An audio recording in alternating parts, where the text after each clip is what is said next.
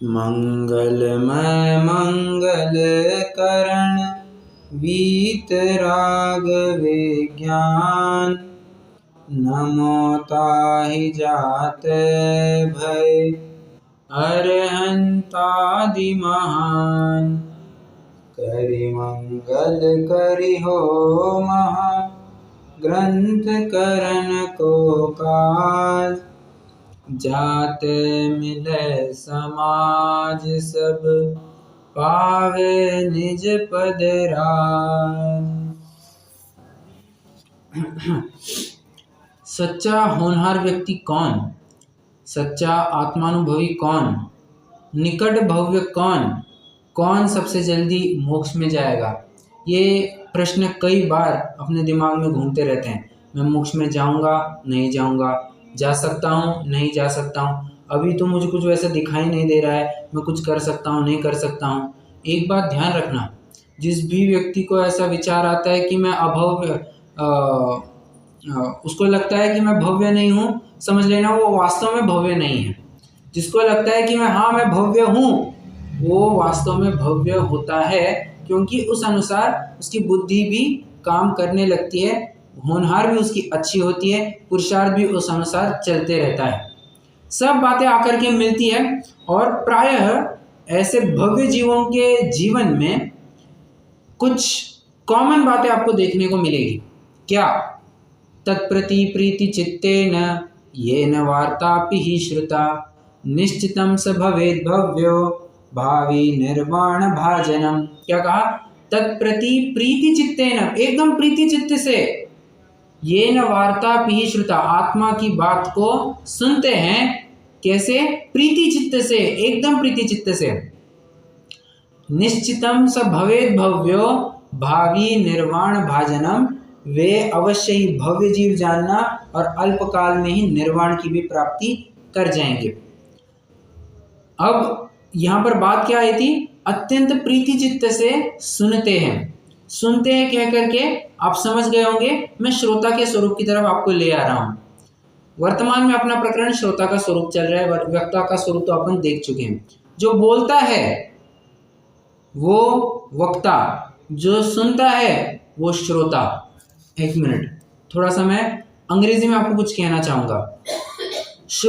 श्रोता कैसे कहूँ? Does the audience hear or listen to what the orator is saying? मतलब मैं पूछना चाहता हूँ, जो श्रोता है वो हियरिंग का काम करता है या लिसनिंग का काम करता है? आप थोड़ा सा दो शब्दों में अंतर समझना, हियरिंग और लिसनिंग, क्या अंतर है दोनों में? Listening is better than hearing. How will you differentiate them?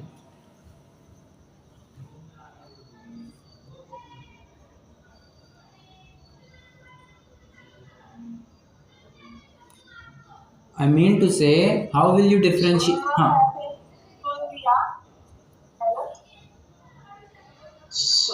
Hello बोलो। बोलिए ना। सुनने का तो है, सुन लिया, बस सुन रहे हैं, पता नहीं क्या बोल रहा है, नहीं बोल रहा, ध्यान है या नहीं है। हाँ, और लिसनिंग माने सीखना, वो सीख रहा है। करेक्ट। क्या बोलिए इसको? हाँ, तो क्या बात कर रहे थे? हाँ, हियरिंग और लिसनिंग, बराबर।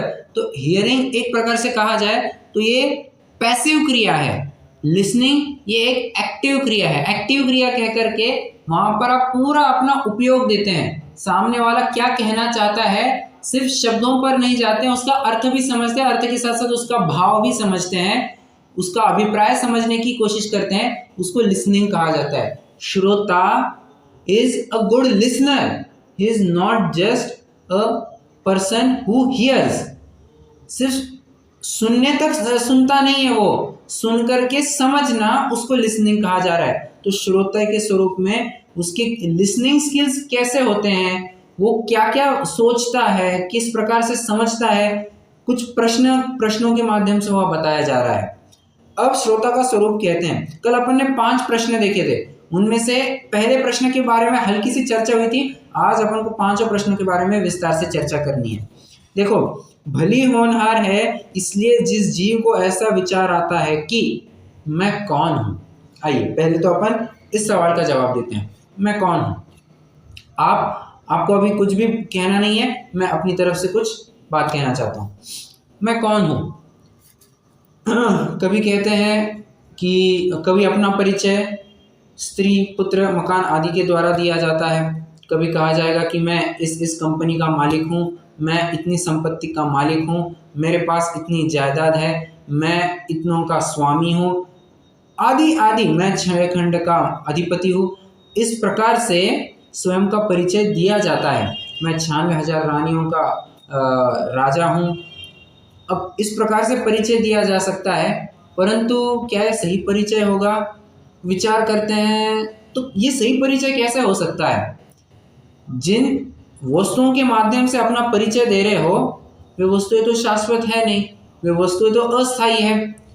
कैसे अस्थायी है? जिस वस्तु का संयोग हुआ है उसका कभी ना कभी वियोग होगा ही होगा, और संयोगी वस्तु के आधार से अपना परिचय कभी नहीं दिया जा सकता। कभी भी एक मुसाफिर के आधार से अपना परिचय नहीं दिया जाता। कोई ये नहीं कहेगा कि वो फॉरेनर जहाँ पर रहता है ना, वो उसके बगल में मैं रहता हूँ, उसके सामने वाले घर में मैं रहता हूँ। ऐसा कोई भी परिचय कभी नहीं देता है। क्यों? फॉरेनर आज तुम्हारे घर के सामने, कर तुम्हारे घर के पीछे हो जाएगा, कल किसी और के घर के सामने चला जाएगा, तो क्या हम मुसाफिर के आधार से तुम्हें ढूंढते फिरे? नहीं, संयोग के आधार से कभी भी अपना परिचय नहीं बनता है। ठीक है, तो ये परिकर इनके माध्यम से संयोग नहीं बनेगा, इसलिए तुम जो परिभाषा दे रहे हो उसमें दम नहीं है। दूसरी बात देखते हैं।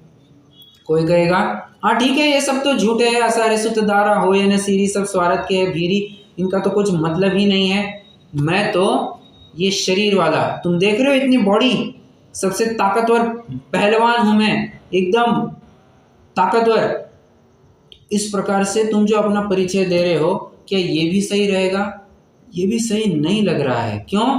क्योंकि माना कि जितने काल के लिए तुम्हारा शरीर तुम्हारे साथ रहता है उतना काल तुम्हारे संयोग तुम्हारे साथ नहीं रहते हैं, परंतु एक ना एक दिन शरीर और तुम्हें जुदा होना ही पड़ेगा। क्यों? क्योंकि दोनों का संयोग हुआ है, दोनों भी कभी ना कभी उनका वियोग होगा ही होगा। तो फिर से दूसरी बात, जो तुम अपना शरीर की तरफ से अपना परिचय दे रहे हो वो भी सही बात नहीं है। थोड़ा और आगे बढ़ते हैं। आगे कहते हैं कि ये मैं इतने इतने ज्ञान का धारी, मैं इतना, मुझे इतना अक्षयक्षम है, मुझे इतने सारे बातों का ज्ञान है, मैं मनपर्य ज्ञानी, मैं मुनि, मतलब मैं 6 7 गुणस्थानवर्ती मुनि। क्या ऐसा भी परिचय देना ठीक रहेगा? नहीं, ये भी परिचय ठीक नहीं लगता है। क्यों? क्योंकि तुम पर्याय आश्रित दे रहे हो, और पर्याय आश्रित देकर के अपना परिचय तुम स्थायी सॉल्यूशन नहीं दे रहे हो।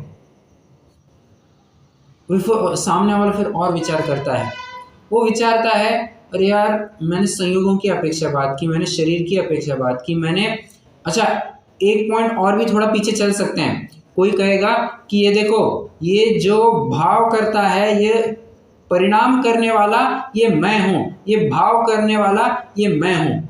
क्या सिर्फ तुम भाव करने वाले हो, या उस ऐसे भाव करना वो तुम्हारे बस उस पर्याय की योग्यता थी, उस पर्याय में जो पुरुषार्थ हुआ उसकी वजह से वैसा परिणाम हुआ?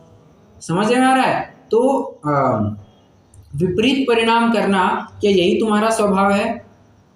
तो ये वाला पॉइंट समझना, उसके बाद में विचार करना कि मैं मनपर्य ज्ञानी, मैं इतने इतने ज्ञान का धारी, फिर मैं इतने गुणस्थानवर्ती मुनिराज हो गया हूँ, तो मेरी साधक अवस्था आ गई है। परंतु फिर से वही बात आकर के अटक ही जाती है, तुम पर्याय के आश्रय से अपना परिचय दे रहे हो। अच्छा, विचार करते हैं पर्याय नहीं। अब थोड़ा सा आगे बढ़ते हैं। वो कहता है मैं ज्ञान दर्शन सुख स्वभावी, मैं ज्ञान दर्शन वाला, और कैसे कह सकते हैं, जिसमें वीर्य, चारित्र आदि आदि कितने तो भी गुण पाए जाते हैं। क्या ये भी परिचय ठीक रहेगा? कुछ हद तक तो ये ठीक माना जा सकता है, परंतु अंत तो गत्वा ऐसे परिचय को भी नकारना पड़ेगा। क्यों?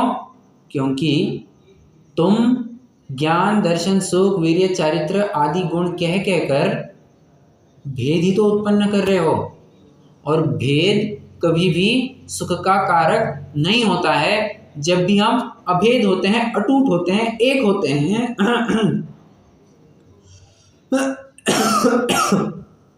हमारी सच्ची ताकत तो तब होती है। टूट करके बिखर जाएंगे, हाँ, तब तो हमारी क्या ताकत रहेगी। और ऐसे में तुम अपने सुख का अनुभव कब कर पाओगे? नहीं कर पाओगे। इसलिए ज़रूरी है तुम्हें ना संयोगों वाला स्वयं को अनुभवना है, ना स्वयं को शरीर वाला महसूस करना है, ना स्वयं को भाव कर्मों का कर्म करता कहना है, ना स्वयं को मन परे ज्ञान, मतिश्रुत ज्ञान आदि ज्ञानों का कर्ता कहना है, ना तुम्हें गुणों का भी स्वामी कहना है। तो इन सब से अतीत तुम एक त्रिकाली शुद्ध आत्मा हो, ऐसा तुम्हें स्वरूप विचारना पड़ेगा। अब आप सोच रहे होंगे मैं कौन हूँ, मेरा क्या स्वरूप है? आपने तो सिर्फ पहले प्रश्न की बात की थी। अरे बाबा, द्रव्य और उसका भाव ये दोनों साथ साथ चलते हैं। मैंने कहा जरूर था कि अपन पहले प्रश्न की चर्चा करते हैं, परंतु हाँ, डिपेंडेंसी ऐसी है दूसरे प्रश्न के ऊपर और दूसरे प्रश्न के पहले प्रश्न के ऊपर, दोनों इतने इंटरलिंक्ड है कि दोनों को एक दूसरे के बिना आप नहीं समझा सकते हैं। इसलिए पहला प्रश्न करते करते मैं दूसरे प्रश्न की तरफ बढ़ ही गया था।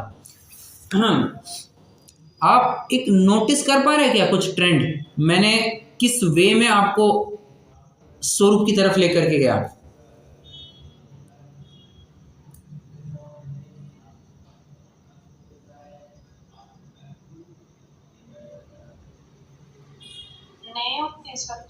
करेक्ट। पहले आप संयोग के थ्रू गए, फिर आप रूप की तरफ चल रहे हैं। हाँ डॉक्टर साहब आपका कहना बराबर है, परंतु कल्पना जी आपने करेक्ट, एकदम करेक्ट आंसर दिया, दी करेक्ट आंसर। मैं नयों की अपेक्षा से गया। सर्वप्रथम मैंने पहले नय की बात की, संयोगों के आश्रित। दूसरा फिर मैंने द्वितीय नय की बात की, अनुपचरित असद्भुत व्यवहार ने। फिर मैंने भाव कर्म लिया, अर्ध विकसित पर्याय ली। उसके बाद मैंने फिर क्या कहते हैं गुण भेद की बात की, चौथे नय तक पहुंचे, और अभेद नय से अभेद रूप से देखेंगे तो 5, 6, 7 भी वहीं पर आ जाएगा। आठवें नय की बात फिर मैंने सीधे आठवें नय की बात उठाई कि आठवां नय इनमें से किसी को भी नहीं विचार करता है, वो बस एक ही बात कहता है, न तथा। आत्मा शरीर वाला है, न तथा। आत्मा संयोग वाला है, न तथा। आत्मा गुण भेद वाला है, न तथा। आत्मा किसी ऐसा कैसा भी नहीं है, तो आत्मा इन सब से परे, अकेला, एक, शुद्ध है। अब कोई ये प्रश्न ना पूछे तो क्या गुण एकदम तद्दन जुदे भिन्न हो जाएंगे और उससे अलग हो जाएंगे क्या? भाई साहब, अध्यात्म की परिसीमा को भी जरा समझा कीजिए। हाँ, अध्यात्म आउट ऑफ द वे जाकर के बहुत कुछ अलग बोलता है, बहुत कुछ अलग बोलता है।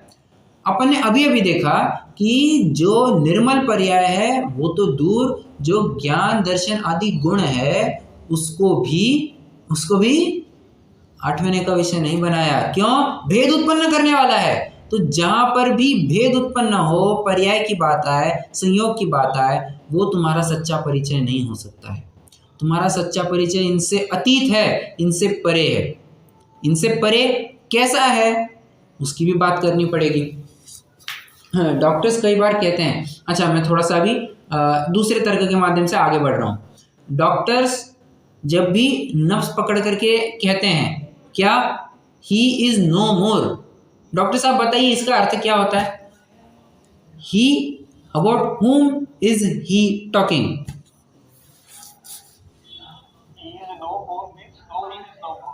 हाँ, कोई अगर बहुत ही शब्द म्लेच्छ होगा वो क्या कहेगा?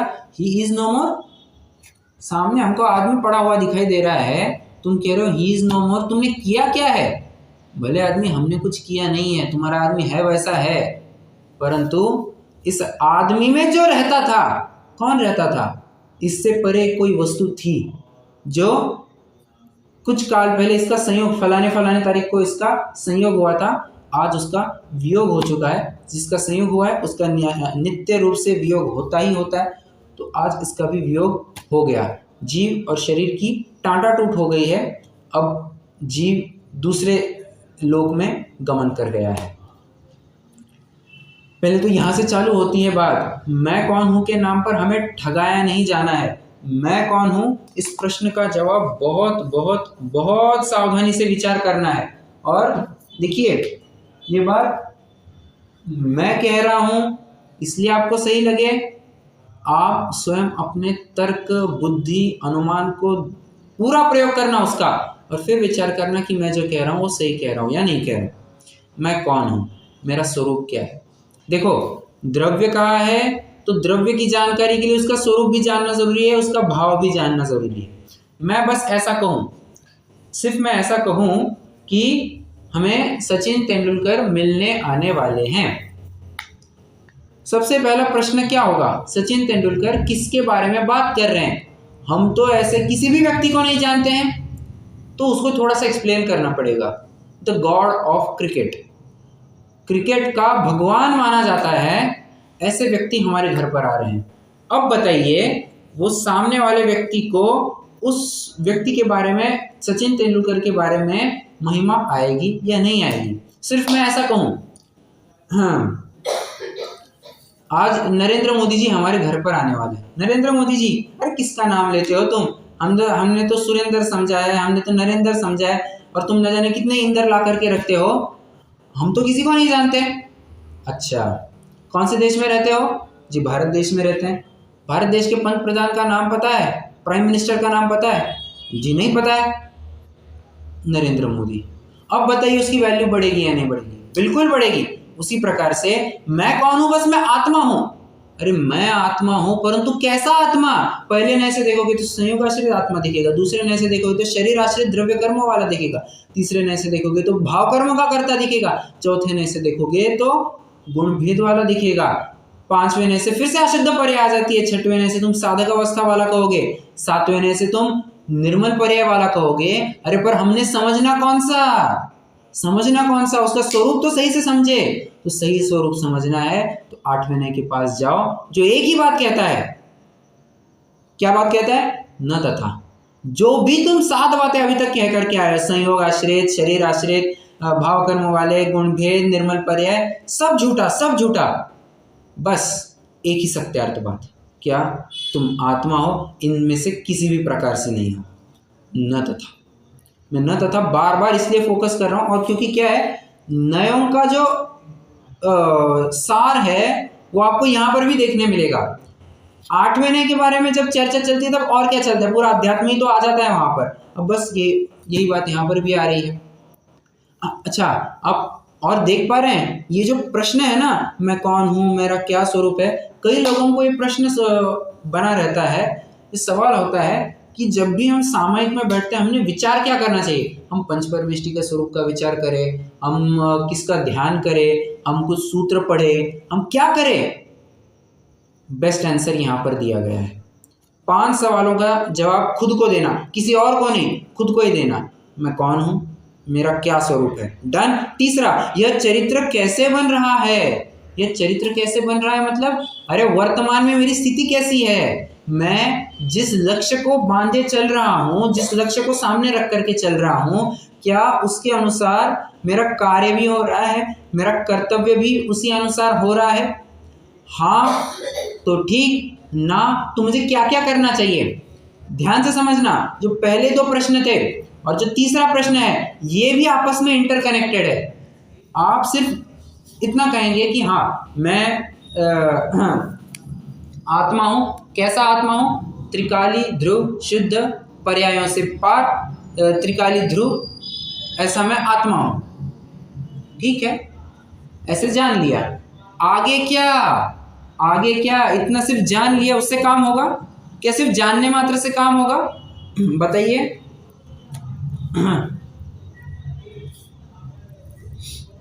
मानना भी है उसको, मानना भी है और उस अनुसार कार्य भी करना है, पुरुषार्थ भी करना है, अपने 2 कदम भी आगे बढ़ाने हैं। किसी को बहुत बहुत स्थूल उदाहरण दे रहा हूँ, लौकिक उदाहरण दे रहा हूँ इसका, और चरणानियों के विरुद्ध दे रहा हूँ। अब मुझे सूझ नहीं रहा है ऑन द फ्लाई, इसलिए मैं आपको बता रहा हूँ। किसी को बुखार चढ़ गया है, ठीक है, किसी को बुखार चढ़ गया है और उसको कहा जाए कि तुझे बुखार चढ़ा है, ठीक है, मैंने मान लिया बुखार चढ़ा है। इसके लिए दवा क्या है? दवा है डोलो ले लो या पैरासीटामोल ले लो, ठीक है। उसके सामने एक पैरासीटामोल रख दी, ये कौन सी है? पैरासीटामोल है, ये तुम्हारा बुखार कम करेगी। क्या सिर्फ इतना जानने से काम चलेगा? भले आदमी दवा ले तब जाकर के तो तेरा रोग कम हो पाएगा।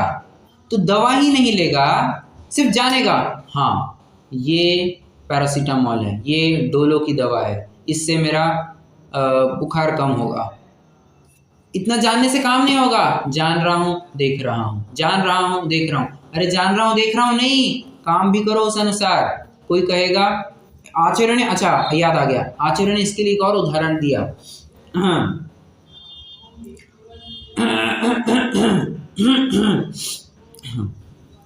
कहते हैं इस दही को कौवे से बचाना। इस दही को मैं, हालांकि वहां पर थोड़ा अलग सिद्धांत घटित किया है, बट मैं अलग सिद्धांत घटित करना चाहता हूं। इस दही को कौवे से बचाना, ठीक है साहब। आधा घंटा हो गया, पौना घंटा हो गया, 1 घंटा हो गया, 1.25 घंटा हो गया, 1.5 घंटा हो गया, 2 घंटे हो गए, बच्चा आ ही नहीं रहा है। बच्चा आ ही नहीं, पिताजी अपना काम करके आ गए, बच्चा ऊपर का ऊपर। पिताजी जाकर के देख रहे हैं ये क्या, बिल्ली से आकर के दही खा करके जा रही है। पहले तो उसको तो फटके पड़े, तू देख नहीं रहा है क्या कि बिल्ली खा रही है? हाँ जान रहा हूँ, देख रहा हूँ, जान रहा हूँ, देख रहा हूँ। हाँ, और कहता क्या है? आपने तो सिर्फ कौवे से बचाने को कहा था। भले आदमी कौवा खाए तो सब समझ लेना ना, हाँ अनुशेष न्याय से सब आ जाते हैं। और सिर्फ जान रहा हूँ, देख, अगर मान के चलो यूजुअली कहा कैसे जाता है? दही की तरफ ध्यान देना। शब्दों की तरफ गौर कीजिए। प्रायः क्या कहा जाता है? दही की तरफ ध्यान देना, अनाज की तरफ ध्यान देना, दूध की तरफ ध्यान देना। ध्यान देना मतलब होता क्या है? जरा एक्सप्लेन कीजिए। ध्यान देना मतलब होता क्या है?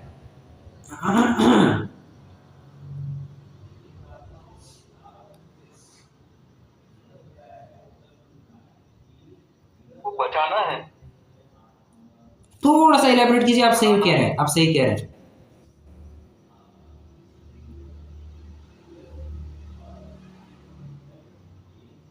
डॉक्टर साहब आप सही कह रहे हैं, आप थोड़ा सा इलेबोरेट कीजिए।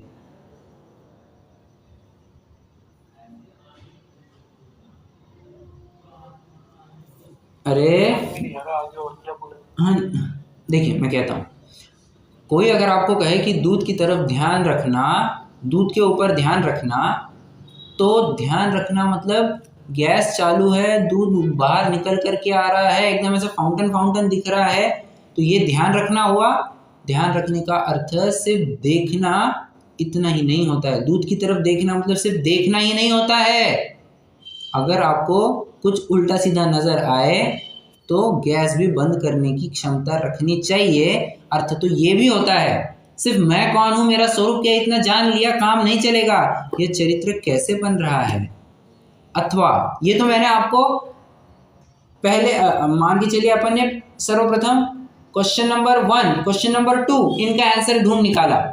अब तीसरे क्वेश्चन का आंसर ढूंढ रहे हैं, ठीक है। ऐसा भी हो सकता है पहले अपन तीसरे क्वेश्चन का आंसर ढूंढे, उसके बाद में 1 और 2 पे चले जाए, ऐसा भी हो सकता है। मान के चलिए यह चरित्र कैसे बन रहा है, यह चरित्र कैसे बन रहा है मतलब जो भी मैं काम कर रहा हूँ क्या उससे मुझे वास्तविक रूप में सच्चे सुख की प्राप्ति होगी? क्योंकि जे त्रिभुवन में जीव अनंत, सुख चाहे दुखतय भयवंत और ताते दुखहारी सुखकार, कहे सीख गुरु करुणाधार। भले आदमी तुम मतलब मैं जिसको कर रहा हूं, मैं जो पुरुषार्थ कर रहा हूं, क्या वास्तव में वो कार्यकारी है भी या नहीं भी? फिर इसके पीछे इसकी खोज करते करते वो पहले 2 प्रश्नों की तरफ आ सकता है, मैं कौन हूं, मेरा क्या स्वरूप है। समझ में आ रहा है? तो तीनों प्रश्न आपस में इंटरकनेक्टेड है। आगे, ये मेरे भाव होते हैं, उनका क्या फल लगेगा। अब देखो, पुरुषार्थ कर रहा है, पुरुषार्थ के साथ, पुरुषार्थ तो बिना भावनाओं के होता नहीं है, वो कि कुछ ना कुछ भावना के साथ, कुछ ना कुछ भावों के साथ ही पुरुषार्थ करता होगा। जिस भी दिशा में जाता है, सही या गलत अभी उसकी बात नहीं कर रहे हैं, सही या गलत, परंतु जब भी वो भाव करेगा उस अनुसार परिणाम करेगा, परिणाम का फल लगेगा या नहीं लगेगा।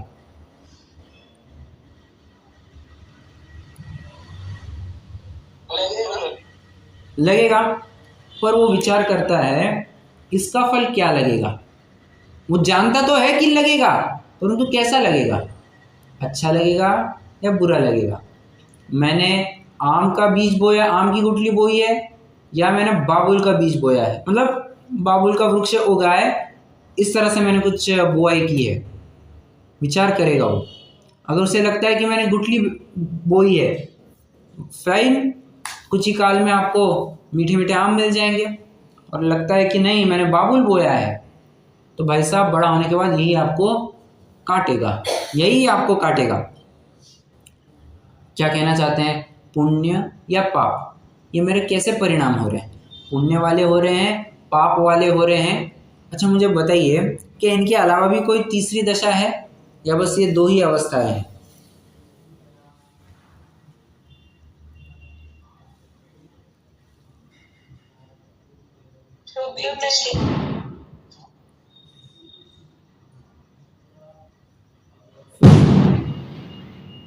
बताइए एक जन, कोई तो भी।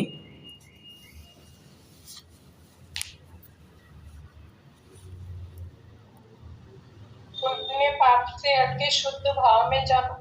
बराबर, अपुण्य अपाप भाव।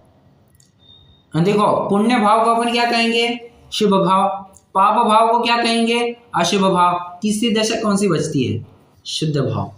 मतलब ना पुण्य वाली ना पाप वाली, फिर से ना पुण्य वाली ना पाप वाली, क्योंकि प्रायः जीव या लोक में पुण्य और पाप इसी प्रकार की 2 धारणाएं बनी रहती, या तो मैं अच्छा कर रहा हूँ या तो मैं बुरा कर रहा हूँ।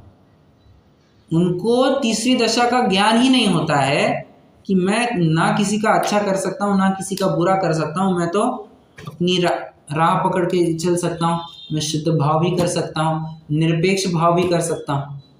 तो उसने ये विचार करना चाहिए, अगर मैं शुद्ध भाव नहीं कर रहा हूँ तो बचे हुए काल में फिर मेरे भाव कैसे हो रहे हैं, उनका मुझे फल क्या लगेगा।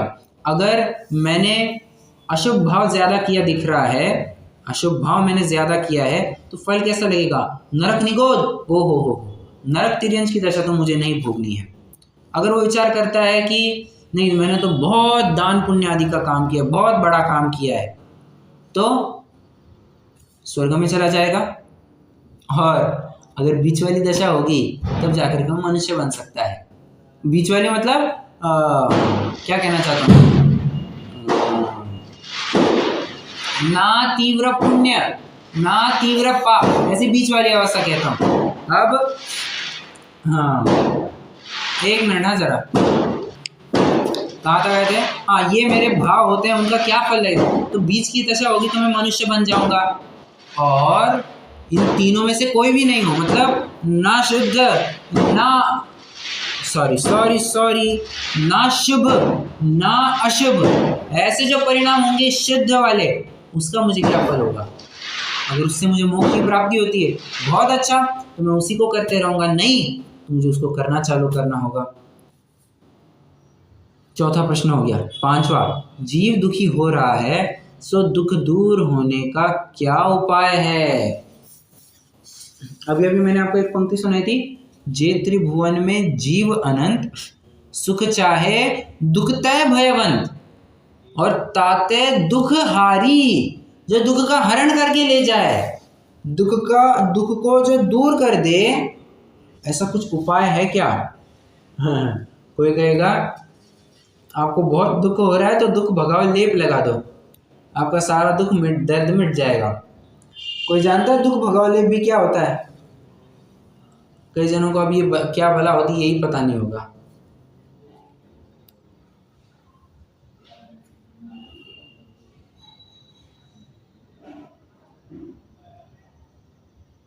बताइए।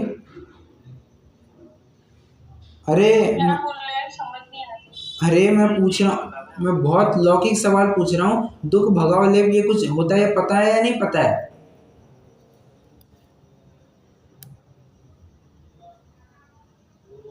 अरे क्या बात है। खैर दुख भगाओ लेप कुछ एक मेडिकल स्टोर में ऐसी दवा मिलती है, एक पाउडर मिलती है जिसका पेस्ट बनाइए और जहाँ पर भी आपको दर्द हो रहा है वहाँ पर लगा दीजिए। गरम गरम ही लगाना होता है तो जाकर के आपका दर्द मिटता है, ऐसा होता है। ठीक है, अब वो तो लोक की बात हो गई कि दुख भगाओ लेप। अब यहाँ पर तो ऐसा कोई लेप है नहीं कि हाँ आपको आपके ऊपर कुछ लेपन कर दिया तो आपका सारा दुख मिट गया, आपको सांसारिक दुख सब मिट गए, आपको अब सुख ही सुख मिलेगा, ऐसा तो कुछ है नहीं। तो यहाँ पर कौन सा लेप है? यहाँ पर आध्यात्मिक मार्ग में, लोकोत्तर मार्ग में अपने दुख को भगाने के लिए कौन सा लेप है? यहाँ पर लेप लगाना नहीं है, यहाँ पर चढ़ा हुआ लेप उतारना है। बस वही आपके लिए उपाय का काम करेगा। क्या कहा? फिर से यहाँ पर कोई दुख भगाओ लेप लगाना नहीं है, तो यहाँ पर दुख को भगाने के लिए चढ़ा हुआ लेप, लगाया हुआ लेप उतारना है। लेप मतलब समझते हैं ना?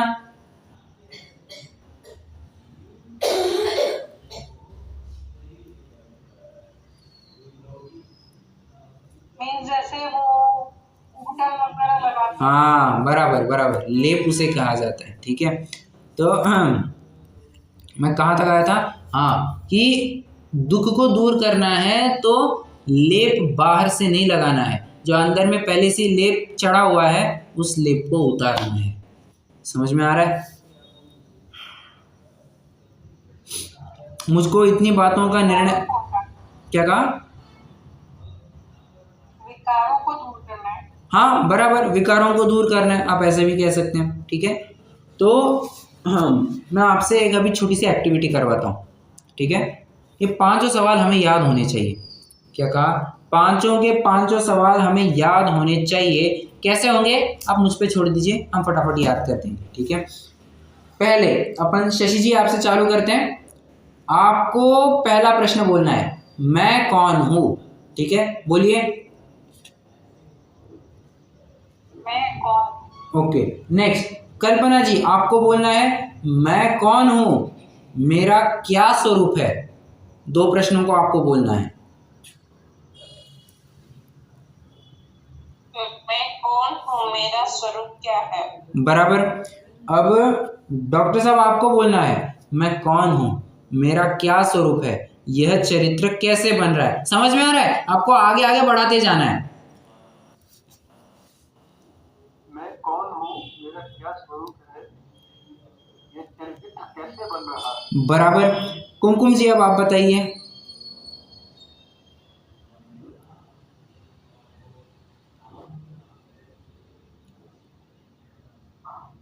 मैं कौन हूँ, हाँ। मेरा क्या स्वरूप है, हाँ, यह चारित्र कैसे बन रहा है। एक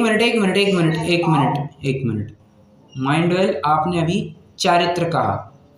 चारित्र और चरित्र दोनों में जमीन आसमान का अंतर होता है, इसलिए चारित्र नहीं कहना। मुझे तुरंत ख्याल में आया कि आपने चारित्र कहा, इसलिए मैंने आपको जगह पर ही टोक दिया। खैर, आप कंटिन्यू कर सकती हैं। किताब में चारित्र ही लिखा है ना, नहीं, चरित्र है। मेरे में चारित्र ही लिखा है।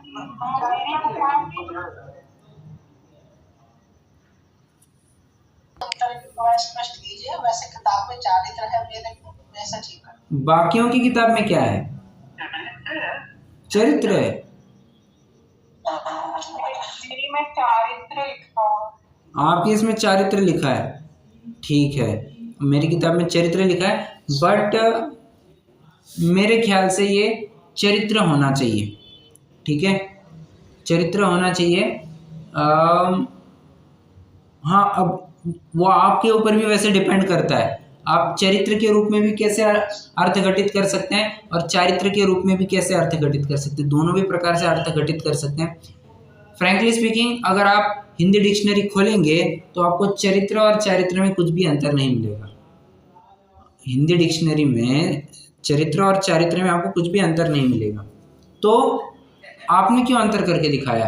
अरे अपने जैन जिनागम के परिप्रेक्ष्य में आपको थोड़ा अलग अलग ख्याल में आएगा। चारित्र मतलब जो 13 प्रकार का चारित्र कहा जाता है ना, वो वाले की बात आ जाती है, या 5 प्रकार का चारित्र कहिए, वैसी कोई बात नहीं है। और यहाँ पर क्या बात कही है? चरित्र। चरित्र मतलब होता है प्रथमानियों की कोई कथा, ठीक है, जैसे जम्बू स्वामी चरित्र, रामचरित्र, ठीक है। तो इस हनुमान चरित्र, इस प्रकार से चरित्र बनते हैं।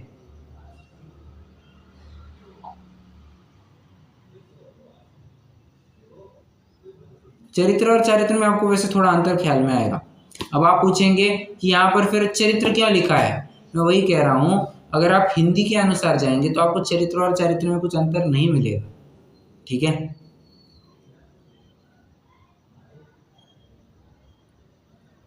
चलिए, कहाँ गए? हाँ, और जीव दुखी हो रहा है सो दुख दूर होने का क्या उपाय है? ये 5 सवाल हो गए। अब फिर से एक बार रिपीट करना है। अच्छा कुमकुम जी, आप ये रह गए थे ना, आप बताइए। ये चरित्र कैसे बन रहा है, ये मेरे भाव होते हैं, उनका क्या फल लगेगा। ठीक है, अब मैं भी प्रयास करता हूँ, आप शांति से सुनिए। मैं कौन हूँ, मेरा क्या स्वरूप है, यह चरित्र कैसे बन रहा है, ये मेरे भाव होते हैं, उनका क्या फल लगेगा। ये मेरे भाव होते हैं, उनका क्या फल लगेगा। अब 5वां, जीव दुखी हो रहा है सो दुख दूर होने का क्या उपाय है। बहुत ज्वलंत समस्या है कि दुख को, जीव दुखी हो रहा है और दुख से दूर होने का क्या उपाय है। आप बस इतना डालिए, आपको YouTube, Google, Instagram, Facebook, WhatsApp, सब जगह पर आपको कंसल्टेंट और डॉक्टर मिल जाएंगे।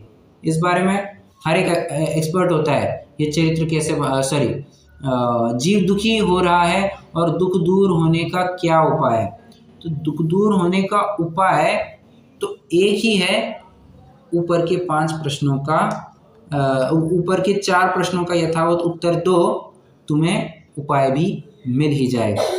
ध्यान से समझना, क्या अगर आप लक्ष्य से फिर से अगर आप, क्या था वो, मैं आज ही एक अच्छी बात सुनी, मुझे याद नहीं आ रही है।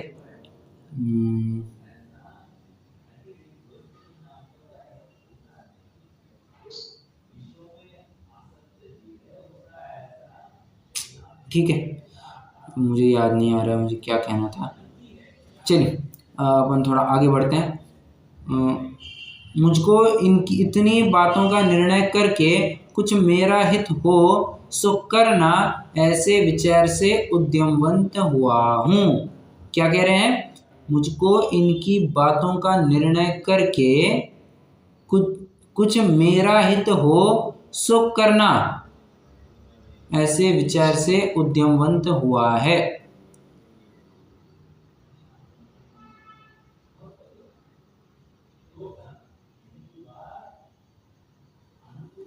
क्या कहते हैं, यहाँ पर ये व्यक्ति भी इतना एक्टिव क्यों हो जाता है, इतना उद्यमवंत क्यों हो जाता है? क्योंकि कुछ ना कुछ अपना हित साधने वाला होता है। तो वो भी एक बात यहाँ पर आ जाती है, ठीक है। पुनश्च इस कार्य की सिद्धि शास्त्र सुनने से होती है, ऐसा जानकर अति प्रीतिपूर्वक शास्त्र सुनता है। कुछ पूछना हो तो पूछता है तथा गुरुओं के कहे अनुसार अपने अंतरंग में बारंबार विचारता है। अहो, अपने विचार से सत्य अर्थों का निश्चय करके जो कर्तव्य हो उसका उद्यमी होता है। ऐसा तो नवीन श्रोता का स्वरूप जानना। प्रश्न है मेरा, नवीन श्रोता मतलब कौन? नया नया जो ज्वाइन हुआ है, जो अपनी कक्षा में नया नया ज्वाइन हुआ है व्यक्ति, वो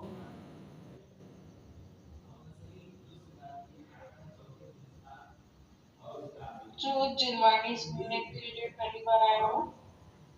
ठीक है।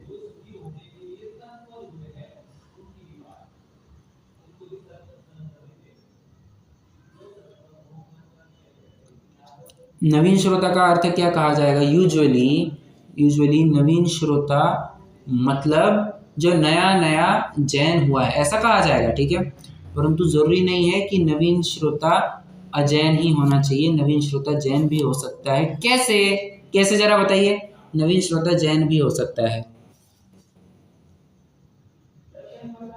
अरे देखिए ना, वो क्या कहते हैं, अब क्या पॉइंट, रुचि है। हाँ एक मिनट, प्राक पदव्याम मतलब जो अभी अभी अपने नए कदम रख रहा है, जिसको ABCD आदि का कुछ भी पता नहीं है जिनागम के, अब वो अगर नए सिरे से एंट्री करता है तो उसको भी नवीन श्रोता ही कहा जाएगा। तो नवीन श्रोता कैसा होता है, उसके कुछ गुण बताए हैं यहाँ पर। ठीक है, उसे प्रकरण तो थोड़ा और लंबा चलेगा ही, शायद से कल या परसों तक भी अपना प्रकरण पूरा हो जाना चाहिए। देखते हैं कैसे होता है। आज के लिए कोई प्रश्न हो तो जरूर पूछ सकते हैं।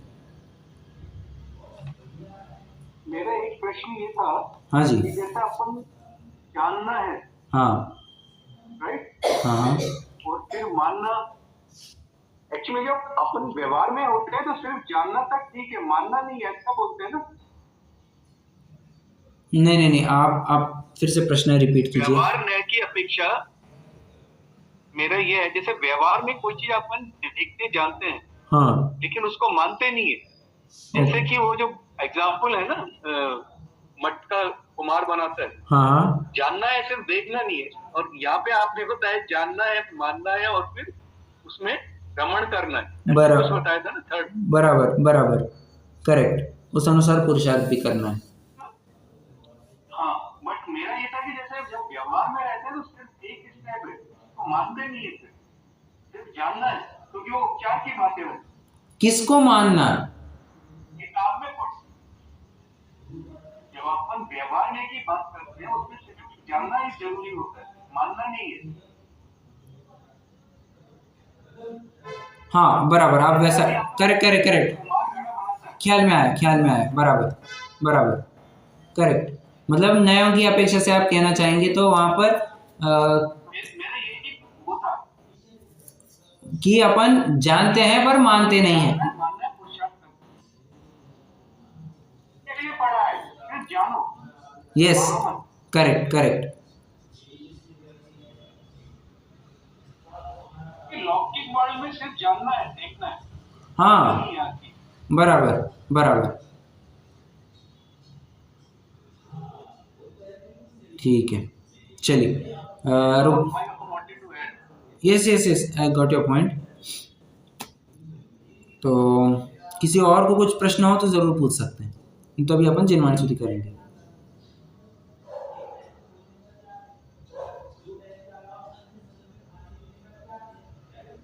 नहीं, चलिए।